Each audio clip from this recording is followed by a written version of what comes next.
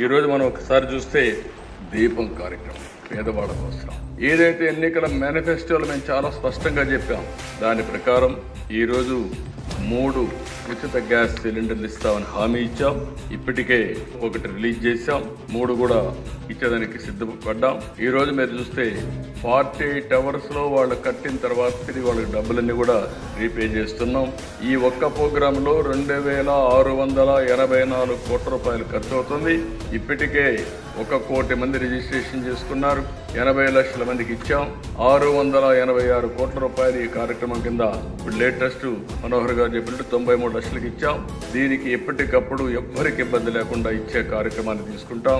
దీపం పెట్టింది నేను మొట్టమొదటిసారి ముఖ్యమంత్రిగా వచ్చినప్పుడు పెట్టాం అధ్యక్ష సమైక్య ఆంధ్రప్రదేశ్లో. ఈరోజు మళ్ళీ గర్వంగా ఫీల్ అవుతున్నాం. ఆడబిడ్డలు ఎవ్వరికీ ఇబ్బంది లేకుండా వంట గ్యాస్ ఉచితంగా ఇచ్చే కార్యక్రమానికి ఎన్డీఏ శ్రీకారం చుట్టాం.